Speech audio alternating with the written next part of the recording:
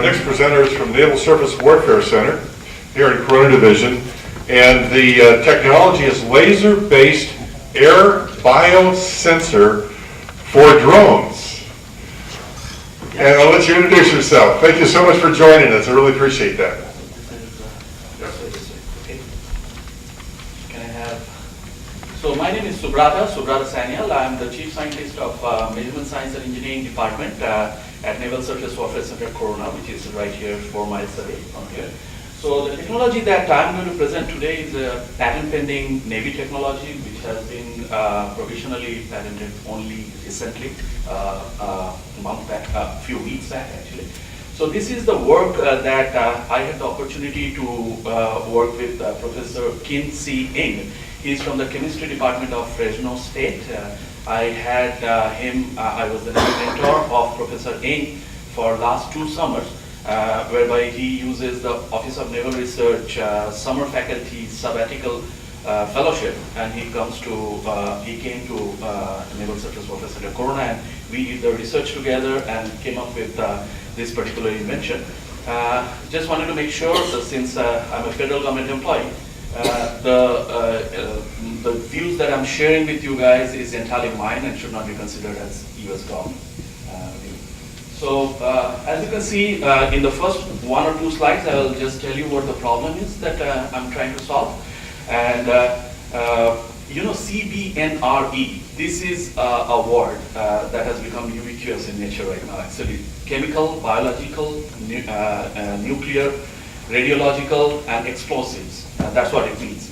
These are the agents which are obviously of military importance, and they are hazardous to public health. So there is obviously a serious need to monitor such agents in the environment, because they can be considered as environmental pollutants. Current sensing technology or detectors are mostly bulky and benchtop and used in labs. They are not suitable for, there are not many portable technologies that are suitable for remote sensing or field operations.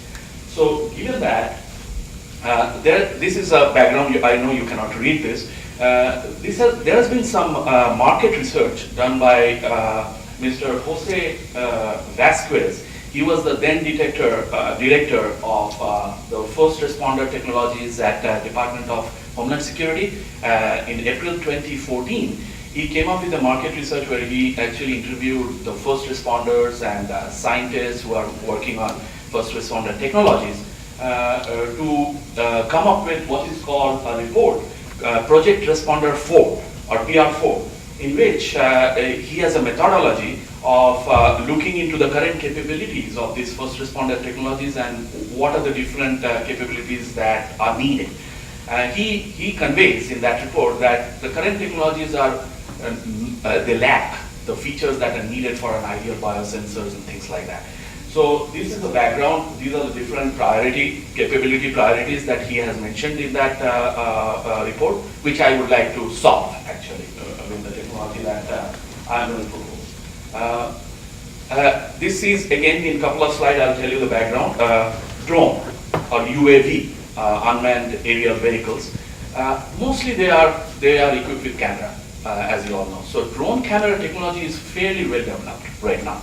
As you can see in a few of the examples I've shown, there are some military applications it is used for. It's used for some first responder applications by sheriff and departments like that.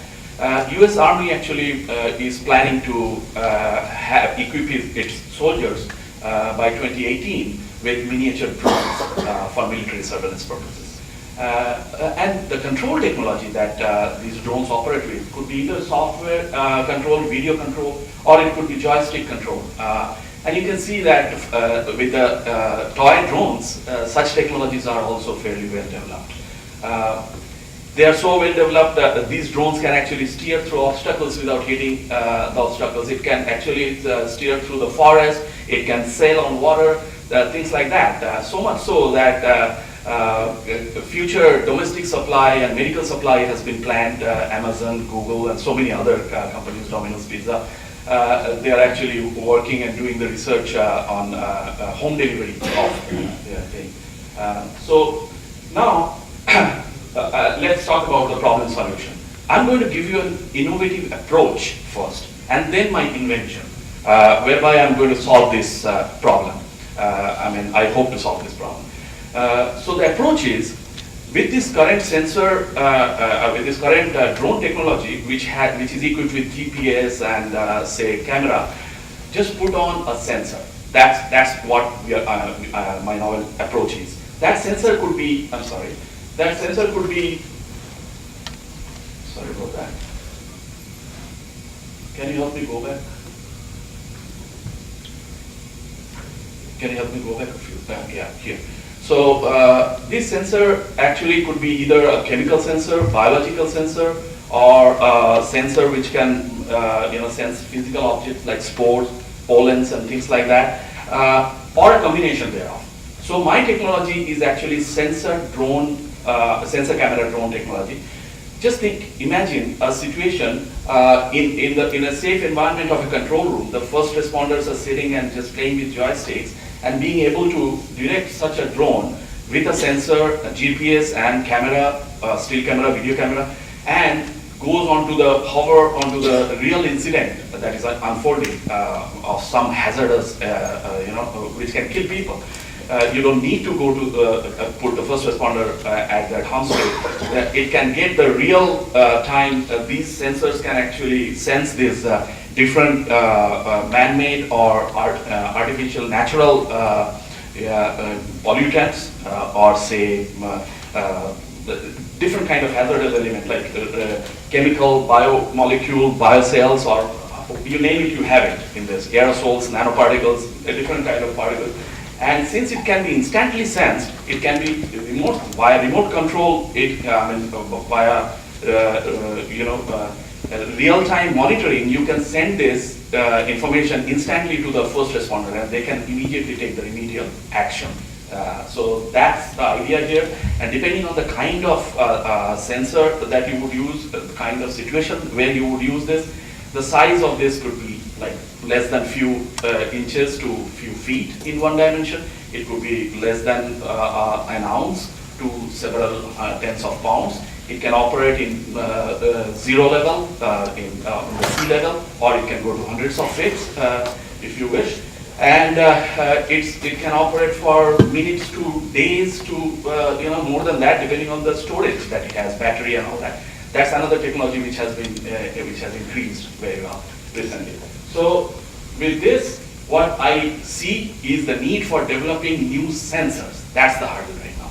And this is my invention, whereby I have developed a biological sensor, which actually, I will not go into the detail of it, but typically the idea is to suck air in and use the technology of biomolecules. Actually all biomolecules have proteins or amino acids, and we look at 3 different amino acids and have laser in it, and that laser will actually allow it will be absorbed, and you can look into the laser absorption spectroscopy and also laser fluorescence spectroscopy. When they absorb laser, they actually fluoresce.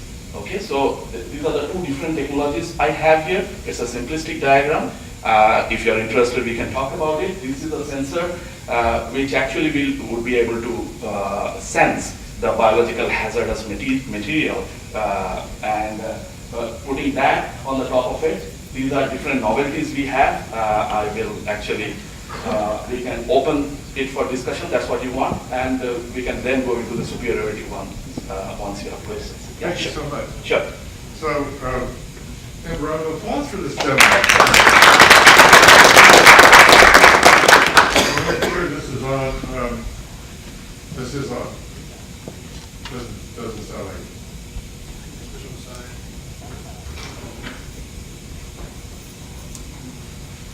Oh, I got it. Good. IQ test. Okay, who has the first question for him? Okay. How far away do you have to be before your sensors are active? This is, for this particular one, again, it will depend on what you're trying to sense.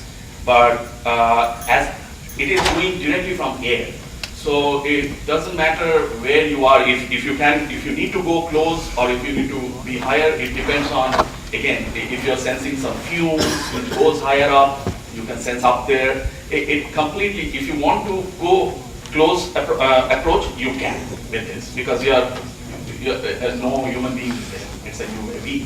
So you can actually, and if you can make it cheap, you can go very close and really try to find out. So in this particular case, it's an air sensing technology. So you really need not have to be very close as long as it is ambient, in the ambient air it is there.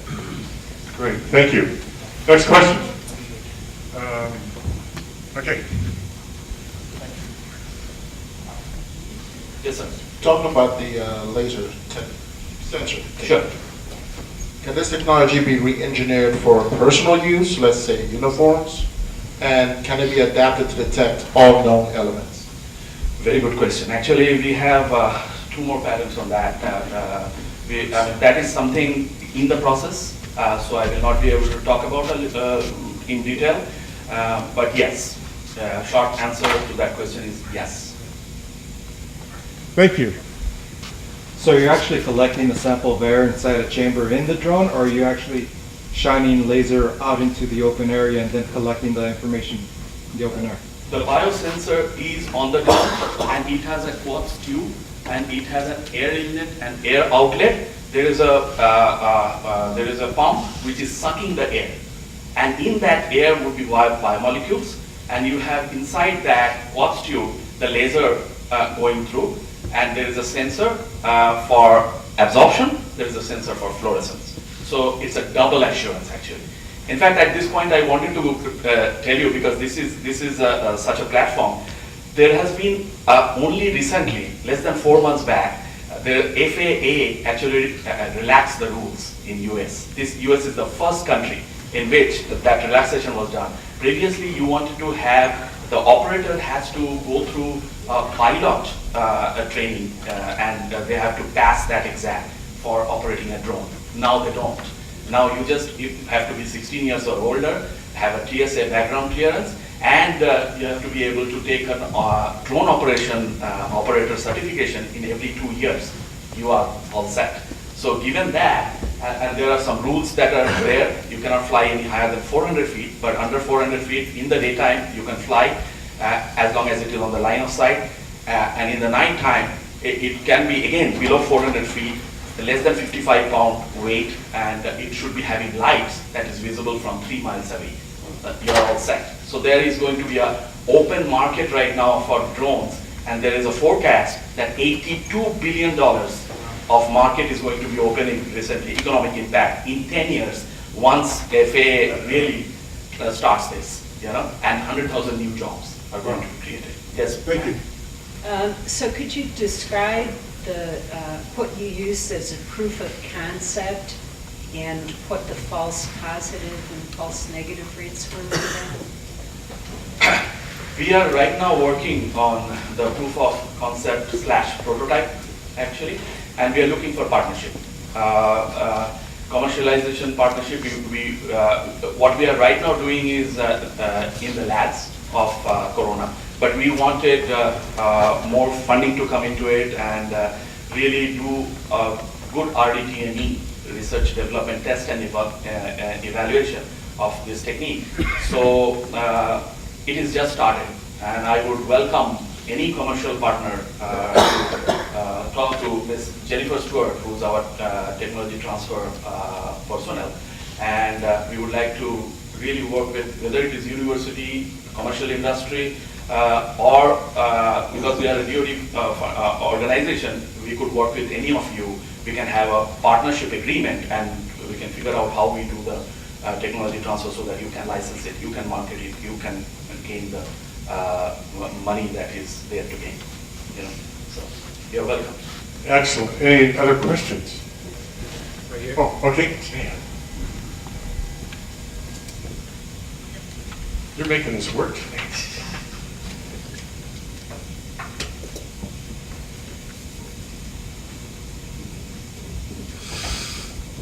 So just for clarification, Yes. is your innovation a biosensor, and then putting that on a remote phone, making that remote, or? Very good question, actually. My innovation is biosensor, but my innovative approach is the use of that biosensor on a drone so that all the required DHS requirement, the Homeland Security requirement that is already there as a capability priority in that report are all taken care of by this particular process. So I have two things, an innovative approach and an innovation. So that brings me to my second question. Yes. What applications outside of the drone industry do you see this biosensor being utilized for? You know, in technology transfer, you have multiple applications that Sure. your innovation can use, so it would be interesting. That again brings me to my other patent pending technologies, which I will not be able to disclose very much. But I can tell you to this extent that we are actually using this particular technology, making or prototyping miniaturized sensor, very small, so that you, in the size of a laser pointer or a pen, so that everybody can wear it and be in, we can monitor, we can have something like networking on all those sensors, and we can monitor which area is having what kind of a biosensing or anthrax spores and things, whatever. I mean, I'm not naming any to bias, but yes, there are possibilities are just open. Sky's the limit. Thank you so much for asking that question. Very Really good. interesting. So I we're, just want to piggyback on her question. okay, give me 1 minute, and then we're out of time. That's what I asked earlier, and I understand that. Yes. So now, what she was saying, I want to piggyback again, just to go a little further, not to your patent, but thinking big, thinking deep, thinking Yes. space. Yes. Will it be, your patent, will it be ready and, designed for deep space and not only for personnel, but like she was saying, for all personal applications? Like, let's say I have an idea to utilize your technology, what I have, can that be, are you thinking down those lines for, cross engineering? Yes, we are ready to discuss and figure out. If you say if this technology will work underwater, I can right away say no. So such things. So being a scientist, I can discuss with your applications that you have in mind. Right now, we are looking into few areas. Personnel application, military applications are a few such. And this particular one is real incident scene survey, things like that. But yes, there could be other opportunities that did not come to our mind. I'm open. So please feel free to drop me a line, get in touch with me. I would like to work with you guys on that, and probably we could come up with more patents, more technology, and more jobs. I have one question. Yes, So ma'am. you have a sensor that collects the data. How do you transmit that data back to the mothership or wherever your data collection point is? It would be via radio link. So right now it is done already. You use radio link to control drones. So you can piggyback on that and use that remote monitoring and remote control using the radio link to the station, safe environment of the station, control station. Okay, that's awesome. Can I have a round of applause for this wonderful gentleman?